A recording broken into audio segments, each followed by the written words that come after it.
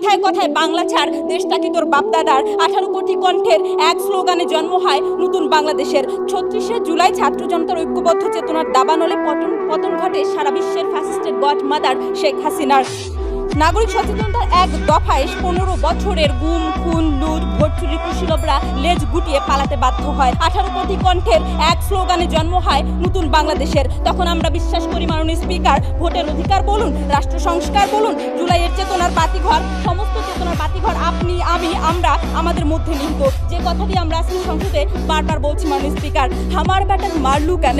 মাননীয় স্পিকার, জুলাইয়ের চেতনা যখন থমকে দাঁড়ায়, সন্তান হারা মায়ের আত্মচিৎকারে, বিবিসির অডিও রেকর্ডে যখন ফাঁস প্রমাণ হয় খুনি হাসিনার সরাসরি নির্দেশে বাংলার জমিন রক্তস্নানে সিক্ত হয়েছিল, তখন আমরা তাদের বিচার চাই, ওই ফ্যাসিস্টের বিচার চাই, ওই খুনিদের বিচার চাই। মাননীয় স্পিকার, প্রশ্ন হলো সরকার কিংবা আদালত কি একাই পারবে মাননীয় স্পিকার? না, কখনোই না। এজন্য দরকার আপনার আমার সকলের জুলাই দাবানলের মতো ঐক্যবদ্ধ স্লোগান। আমার ভাই কবরে, খুনি কেন বাহিরে। আজকের এই সংসদে সেই ঐক্যবদ্ধ স্লোগান, ঐক্যবদ্ধ চেতনা, সেই ঐক্যবদ্ধ সচেতনতার কথাই বলছি মাননীয় স্পিকার। জানা হলে আপনি জুলাইয়ের চেতনা বাস্তবায়ন করতে পারবেন না, জানা হলে আপনি ফ্যাসিস্টদের বিচার করতে পারবেন না, জানা হলে আওয়ামী লীগ ছাত্রলীগ সকলকে নিষিদ্ধ করতে পারবেন না। মাননীয় স্পিকার, আপনি অবগত আছেন ফ্যাসিস্ট আমলের 3টি নির্বাচনের কথায়, কিভাবে আপনার আমার সকলের ভোটের অধিকার কেড়ে নেওয়া হয়েছিল।